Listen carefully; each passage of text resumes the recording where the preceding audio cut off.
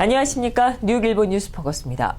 현재 뉴욕 한인사회 주요 이슈의 하나로 떠오른 뉴욕 한인회관 매각과 99년 장기리스 재개발 계획을 둘러싸고 이 문제의 발단이 민승기 회장 측이냐 아니면 역대 회장단 측이냐 공방이 새 국면에 들어섰습니다. 오늘 뉴스포커스는 지난 17일 뉴욕 한인회 제34대 선거관리위원회가 당선 공고한 민승기 회장 측 뉴욕 한인회 기자회견과 김석주 뉴욕 한인회 역대 회장단 의장의 입장을 전해드립니다.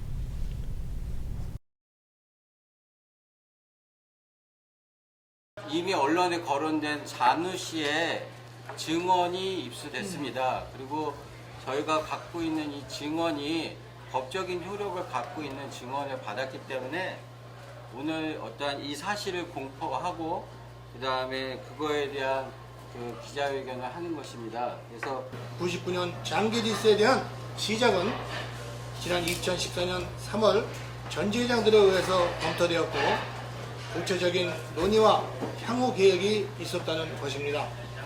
지난 2015년 6월 3일 몇몇 전지회장들이 잔우에게 요청하여 2014년 4월에 제안받은 것이 있었습니다. 아울러 99년 장기리스에 대해서 전지회장들의 평가는 매우 긍정적인 반응을 보였고 이것이 회관을 살릴 수 있는 길이라고 표현까지 했다는 것입니다. 하지만 이러한 장기리스를 저와 저희 임원들을 음해하기 위해 비리성 음모로 둔갑시켰던 것입니다. 둘째, 회관의 문제와는 상관없이 또는 회관을 살릴 수 있는 좋은 기회 이건간에 상관없이 전직회장들은 본인 민승기의 재임 기간에는 절대로 추진하면 안 된다는 전제를 가지고 있었습니다. 아울러 한인 동포들의 투표로 선출될 차기 회장은 본인들이 의지로 되어질 것이라는 심사로 사전에 예정해 놓았다는 것입니다. 지금 민승기 회장 쪽에서 지금 온갖 우리 역대 회장단들을 음해하는 방송도 하고 별 이야기를 다 만들어내고 있는데, 지금 요번에 또 잔우가 그랬다는 거 보면은, 잘 아실지 모르지만 잔우는 2013년도 한인회관을 사겠다고 하기 시작한 그때부터 지금까지 똑같은 부동산 업자예요. 그런데 이제 우리 한인 사회에서 일어나고 한인 동포사에서 일어나고 역회장단이 다 중단시키니까 이제 그런 식으로 자기 양심선언이라는 이런 이 정말 기가 막힌 아이디어를 또 내가지고 이 시나리오를 만들고 있는 것 같은데 이거는 진짜 말도 안 되는 거죠. 2013년도 우리 기자회견을 몇 번 했고 또 2013년도 그때 기사를 한번 보세요. 신문 기사에 어떻게 나와 있는가. 여러 언론들을 통해서 정확하게 우리가 다 밝혔고 이 한인회관은 절대로 지켜야 할 건물이지 우리가 매각할 수 없다 하는 그 내용과 전직 회장들의 발표문도 다 돼 있는데 지금 와가지고 무슨 자기 본인은 나오지도 않고 편지라는 걸 써가지고 양심선언이라는 걸 했다는 거는 이건 언어도단이고 완전히 잘못하고 있는 거죠. 정말 기가 막힌 일을 지금 또 벌리고 있네요. 만주현 씨하고 지금 잔우하고 우리한테 찾아와가지고 이런 거를 했으면 어떻겠냐고 두 번째 그러니까 매각을 안 한다면은 99년 장기리스를 했으면 좋겠다 하는 그런 제안서를 우리가 받은 적이 있었죠. 그건 지난번에 우리 기자회견할 때 다 보여줬잖아요. 2013년도 초창기에 한인회관 매각 이야기 나왔다가 우리가 반대를 해가지고 중단을 했잖아요. 그래서 더 이상 한인회관은 손을 안 대겠다는 약속을 받았기 때문에 우리는 그 이상은 이제 언급을 안 하기로 했다고. 그걸 이걸로 끝났고 그 다음에 99년 장기 리스 이 문제는 잔우라는 사람이 누구를 통해서 왔는지 모르지만 이걸 한번 해봐 달라 하고 프로포즈를 가져온 것이지 그거는 그 자리에서 우리가 디나이 시켰어요. 우리는 가져오지 말라. 우리는 더 이상 관심이 없다 하고 쫓아냈죠. 전혀 말도 안 되죠. 굉장히 부정적이었지 우리가. 왜냐하면 우리 역대 회장들이라는 사람들은 맨하탄에 전부 다 사업을 했던 분들이고 미국에 오래 산 사람들이에요. 어린애가 아닌 다음에야 세상에 매각보다가 더 나쁜 것이 리스인데 어떤 바보 같은 회장이 99년 리스가 괜찮겠다고 그걸 들여다보겠습니까? 이건 상식적으로 한번 생각을 해보라고. 그거를 어떻게 우리 전직 회장들이 바보입니까? 열 몇 명이 지금 살아 계신데 우리가 어린애도 아닌데 무슨 차기 회장을 우리가 점을 찍고 우리가 정합니까?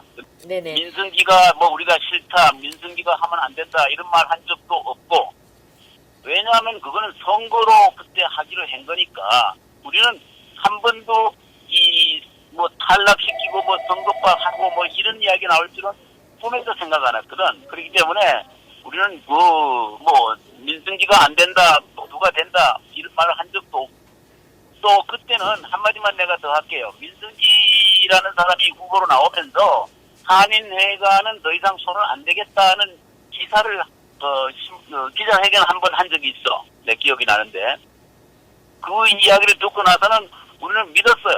민승기라는 사람이 한인회관은 이제 더 이상 손을 안 대겠구나. 그래서 이제 선거만 당당하게 잘하면 되겠다 이렇게 생각을 했는데 이 선거는 안 하고 그냥 또 이상한 일을 또 꾸몄죠. 사실에 입각한 저희 입장을 알리고자 합니다. 저는 2014년 3월부터 2015년 6월 사이에 글로벌 부동산 콜리어스 인터내셔널 뉴욕 지점 재직 시 149-155 웨스트 24 스트리트에 위치한 토지 및 건물이 뉴욕 한인의 소유임을 알게 되었습니다. 그 당시 제 업무 중 하나는 저평가되어 있는 부동산을 리서치하여 건물주를 만나 부가가치를 생성할 수 있는 방법을 자문해드리고 필요한 캐피털 및 리소스를 중개해드리는 일이었습니다. 뉴욕 한인의 회관의 잠재력을 파악하기 위해서 뉴욕 한인의 관계자를 만나야 하겠다는 생각이 들었습니다. 그 당시 제 동료였던 반주현 씨에게 뉴욕 한인의 연결이 가능한지 알아봐 줄 것을 부탁했고, 반주현 씨의 지인인 최재복 씨를 통해서 뉴욕 한인의 전직 회장단과 2014년 3월 25일 오후 12시 30분에 뉴저지 포트리 소재 풍림식당에서 1차 미팅을 가졌습니다.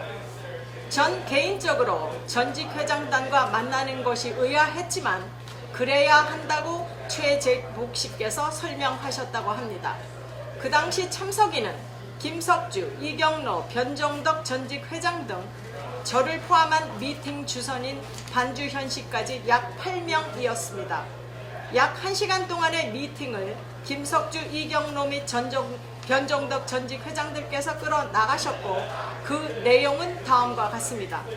김석주 전 회장, 이빅션 시키기 힘든 불량 테넌트는 2명에 불과하고 그들 또한 바이아웃이 가능하다.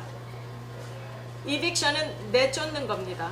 이경로 전 회장, 회관은 매각이나 다른 식으로 변화시켜야 한다. 다만 매각은 여론 때문에 힘들 수도 있다. 변종덕 전 회장, 아무리 좋은 제안이라도 33대 민승기 회장 때에는 하기 원치 않는다.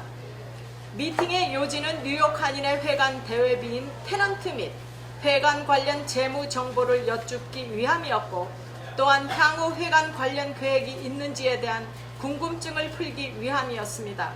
필요한 정보를 그 자리에서 알 수 있었고, 그것들을 토대로 뉴욕 한인회에 어떤 도움을 드릴 수 있는지 알려드렸으며, 미팅 끝 무렵에는 그 당시의 기초금리 및 글로벌 자금의 맨해튼 투입으로 부동산 가격 폭등으로 최대한의 가치를 올릴 수 있는 방법인 한인회관 매각을 제안했고, 이경로 전 회장께서는 본인은 원하지만 여론으로 인해 매각이 힘들 수도 있다고 하셨습니다. 따라서 저는 맨해튼에서 많은 사례가 있고 통상적인 기법으로 쓰여지는 99년 그라운드 리스를 제안했습니다. 이 방법에 대해서 생소했던 전직 회장단에게 자세히 설명드렸고 상당히 긍정적인 답변을 받았습니다. 또한 디테일하게 제안해 줄 것을 의뢰 받았습니다. 2014년 5월 14일 오전 11시에 전직 회장단과 2차 미팅을 뉴저지 알파인 소재 기구 1식당에서 가졌습니다. 미팅 인원은 1차 미팅 시와 비슷했고 추가로 강익조 및 김재택 전직 회장께서 참석하셨습니다. 2014년 4월 3일 99년 그라운드 리스 제안서를 전직 회장단에게 전달하였고 내용을 설명드렸습니다. 언론에 공개된 문서와 동일합니다.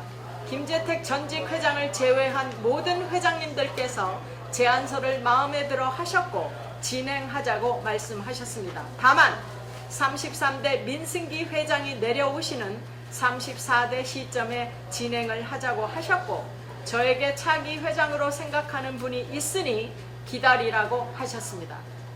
저는 향후 1년간 부동산 경기가 어떻게 바뀔지 모르기 때문에 기다리는 것은 무리가 있다고 했습니다.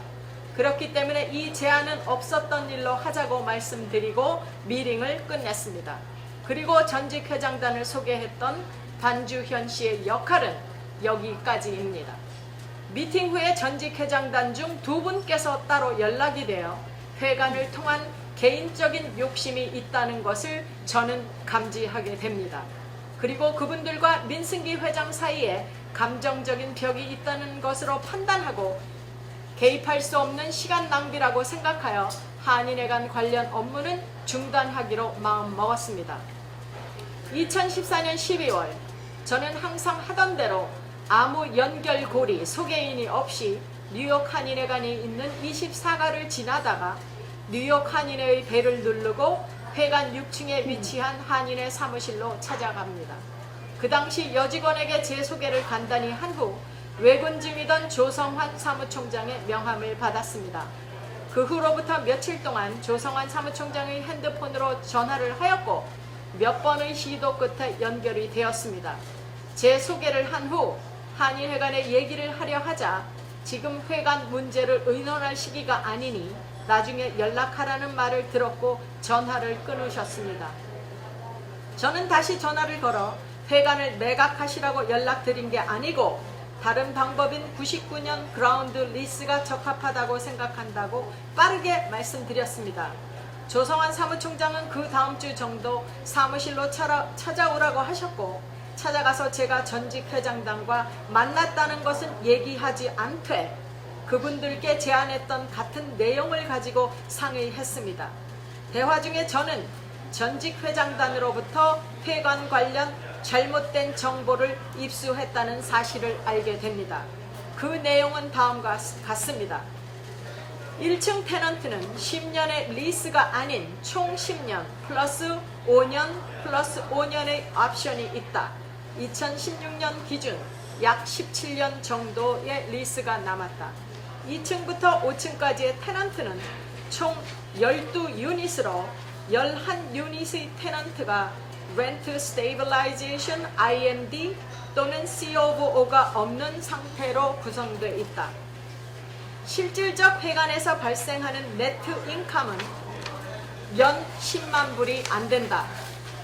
김석주 전 회장께서 알려주셨던 테넌트 및 재무 정보와 뉴욕시 산하 로프트 보드 IMD 관리와 Division of Housing and Community Renewal 약자로 DHCR Rent Stabilize 관리에 입력된 실제 정보와는 큰 차이가 있었습니다.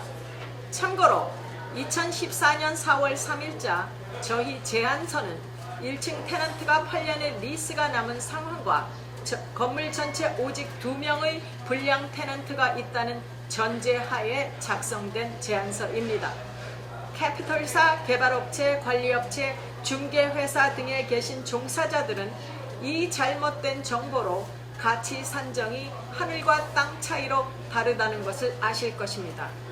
조성환 사무총장께서 잘못된 정보를 바로잡아 주시고 저는 다시 2차 미팅을 제안했습니다. 제안 내용을 그 실정에 맞게 수정해야 했고 민승기 회장님도 2차 미팅에 참여해 주실 것을 부탁드렸습니다. 약 2주간의 긴 설득 후에 2차 미팅을 하게 됩니다. 제안서를 가지고 갔지만 민승기 회장은 재임 기간이 얼마 남지 않았기 때문에 좋은 내용일지라도 지금 결정하는 것이 힘들다고 하셨습니다. 다만 좋은 제안이니 차기 회장과 같이 진행해 보라고 격려도 해주셨고 저는 또다시 헛걸음을 했습니다. 2015년 5월에 있었던 뉴욕 가정상담소 갈라에 초청받았습니다. 거기서 우연히 김민선 회장과 만나게 됩니다. 저는 그분께 다가갔고 짧은 대화를 하였습니다. 그리고 연락처를 받았고 5월 16일 오후 3시에 롱아일랜드 소재 리즈마 음악학원에서 김민선 회장과 약 30분간의 미팅을 했습니다. 그 미팅의 요지는 제가 민승기 회장에게 뉴욕 한인회 회관에 대한 자문을 해 주었던 점을 알려드리고 김민선 회장은 회관에 대한 실정을 제대로 파악하고 계신지와 향후 계획이 있으신지에 대한 점을 물어보기 위함이었습니다. 김민선 회장은 회관은 이대로 방치하면 안 되며 계획을 수립하여 수익성을 증대해야 된다고 말씀하셨습니다. 다만 구체적인 계획은 듣지 못하였습니다. 저는 김민선 회장에게 제가 뉴욕 한인회나 어떤 한인협회에는 일하고 있지 않지만 중개를 전문으로 하니 민승기 회장과 김민선 회장 사이에서 합의를 도출하는 데 있어 역할을 하고 싶다고 했고 그 당시 민승기 회장의 안 좋은 감정이 있으셨던 김민선 회장은 민승기 회장을 배제하고 자신들하고 일하는 것을 제안했었습니다. 그 후로부터 3주 동안 3번의 추가 미팅을 가졌고 그 내용은 다음과 같습니다. 저는 이렇게 말했습니다. 전후 민승기 회장이 원하시는 것은 한인회관의 수익성 증대이고 그를 통한 한인회의 자생력 기반을 구축하는 것이므로 한인사회를 위한다면 김민선 회장이 반대할 이유도 없고 법적 명분도 없다. 소문으로 떠도는 뒷거래가 있다면 비영리 단체가 자산에 대한 거래 허가를 받아야 하는 어토니 제너럴스 오피스 산하 체리티 비로 앤 수프림 코트에서 승인되기 어렵다. 모든 프로세스는 그 법과 기준에 맞게 진행되며 주체가 확실한 대형 부동산 업체에서 이 딜을 진행하는데 상대적으로 작은 규모의 프로젝트 때문에 기존 사업을 리스크 있게 할 이유가 없다. 김민선 회장의 말씀은 한인회관을 방치하면 안 된다는 것에 동의한다. 하지만 민승기 회장은 회관을 낮은 가치로 팔려고 했기 때문에 신임이 가지 않는다. 뒷거래가 있다고 생각한다. 그리고 현재 전직 회장단에서 중동계 부동산 업체와 오래전부터 한인회관에 대하여 의논을 하고 있다. 민승기 회장은 그 자리에서 내려와 우리에게 이 일을 맡겨야 한다. 저는 제 측근을 통하여 저와 김민선 회장이 대화했던 내용을 김민선 회장이 녹취했다고 들었습니다. 저는 그 내용이 꼭 공개가 되었으면 좋겠습니다. 다만 편집본이 아닌 전체 내용을 공개해야 합니다. 전체 내용을 공개한다면 저는 법적으로 아무런 문제 삼지 않을 것입니다. 김민선 회장과의 4번째 미팅인 6월 3일을 마지막으로 김민선 회장을 더 이상 대면한 적이 없으며 6월 8일 전직 회장단에서 민승기 회장의 99년 그라운드 리스 추진에 대한 기자회견을 한 것으로 알고 있으며 그 당시 제가 전직 회장단에게 제안했던 제안서를 마치 민승기 회장이 받은 것처럼 한 것으로 알려졌습니다. 이상으로 뉴스포커스를 모두 마치겠습니다. 시청해주신 여러분 고맙습니다. 좋은 주말 되십시오.